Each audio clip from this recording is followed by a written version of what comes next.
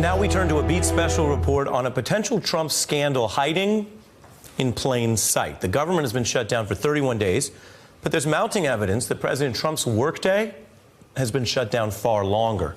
Stretches of time when he avoids doing most of the work of the presidency. What you're about to see is actually central to this era and how Trump approaches this job. We're seeing a new low in presidential work ethic in contrast to recent presidents who kept far busier schedules. It's a hard job. It's difficult. You know, nothing truly prepares you for the demands of the Oval Office. Until you've sat at that desk, you don't know what it's like to manage a global crisis. It's now clear Trump was not prepared for the demands. As a candidate, he pledged hard work, stamina, and no more golf.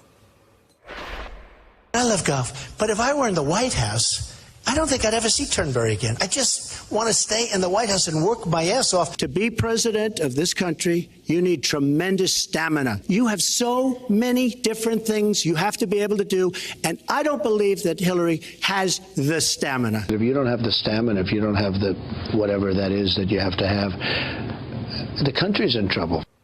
Tonight we can report Trump is failing his own stamina standard in at least 3 ways. First, he comes in late and golfs a ton. Second, when he does arrive, he spends a lot of time watching TV instead of working. And third, he's failed to choose many key appointees. Take a look at Trump's official schedule here.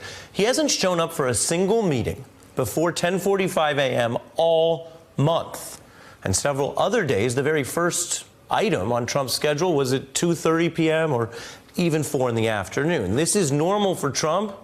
It's not normal for any other president. We compared other periods when Trump's schedule was available, like last October, to Obama's schedule on October 16.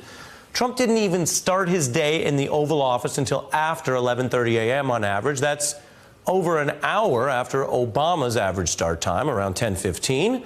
Not a lot of stamina. But another way to put this data simply is Trump only made it into the Oval Office by 11 a.m. less than once a week, 18% of the time, while Obama was in by 11 a.m. most of the time, 72%. Or you can forget other presidents and compare Trump's workday to, like, everybody else. Because while the federal government and Congress and Wall Street and most employed people have been at work for about 2.5 hours, coming in at 9, Trump is just getting started. Most Americans work longer hours than this low-energy president. So if you're watching this and you have a day job, the odds are you work longer hours than the president. And we checked, and Trump kept up this summer Friday schedule, not only during the shutdown, but also during October as America was rocked by those assassination bombing attempts. Explosive devices sent to a number of Democratic leaders and public servants who've been critical of President Trump. There are people that are very angry at these people because of what President Trump has said. This has been a rough day for the democracy, rough day for American politics. We need to track down this bomber because it's more than just the envelopes. While that was going down, Trump never had anything on his schedule before 11 a.m. all week. One day, he didn't start until 1 p.m. So that's all about how Trump shows up late. Then there's what he does once he's in the office. The answer is often absolutely nothing. Trump will block out time to watch TV and hang. This is known as executive time. Like one of those days during the October bomb scare, Trump had, quote, 9 hours of executive time. This involves unstructured time Trump spends tweeting, phoning friends, watching TV. This is basically Trump's version of Netflix and chill, except he does it alone and prefers cable news to Stranger Things or reruns of The Office. Now, Trump aides say even though he may be at home or in the office during executive time, it involves work because he calls staff or colleagues. And there may be calls, but we also checked, and there is plenty of TV watching. What Trump sees on TV, he will then post on Twitter. So if Trump's staff are trying to hide his TV watching with executive time, he actually ends up telling on himself by tweeting Fox News items in nearly real time, like a Border Patrol shout-out that got a Trump tweet within the same hour. From a border security perspective, 2018 is shaping up to be a great year. Or when Trump walked back his administration's support for a Republican House vote on surveillance because he saw it criticized on Fox News, part of an executive time session where he clearly was not on the phone with his colleagues in Congress. I don't understand why Donald Trump is in favor of this. His woes began with unlawful foreign surveillance and unconstitutional domestic surveillance.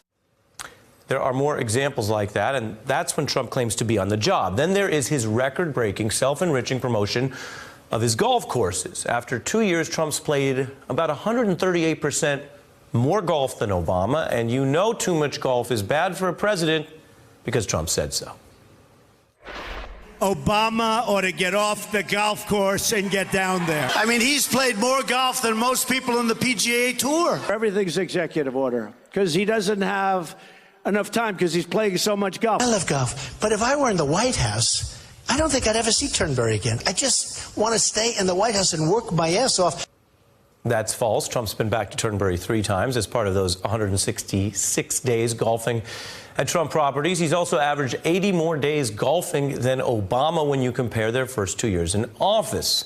Fox News has not come down on Trump for this hypocrisy. That would require addressing their own.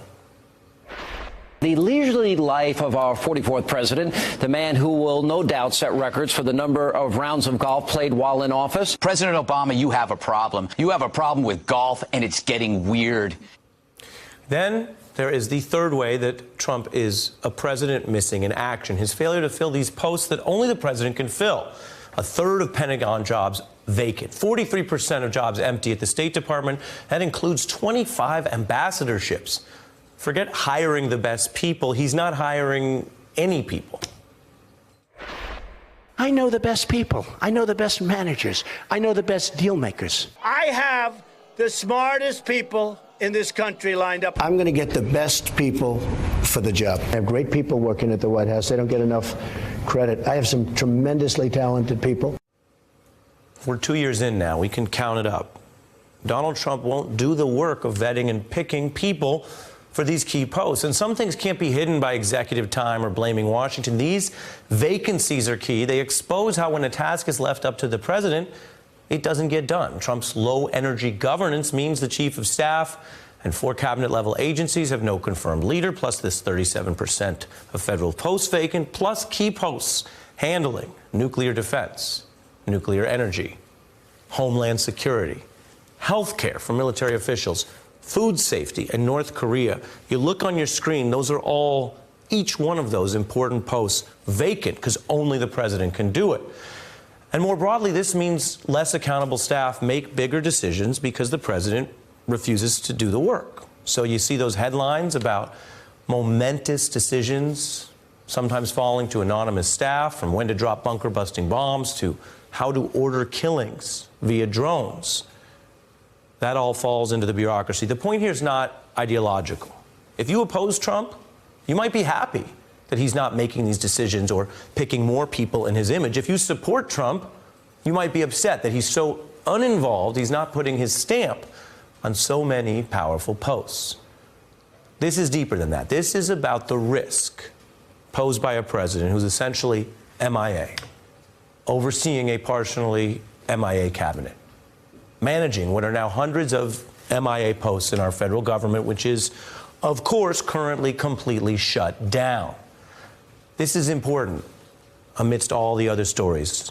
This is the risk of mixing inexperience, apathy, and arrogance in the White House. The inexperience was obviously known. Trump never did public service before he ran for president. The apathy was part of Trump's con. He claimed he'd quit golf and work hard, and maybe some believed him. He hasn't done either.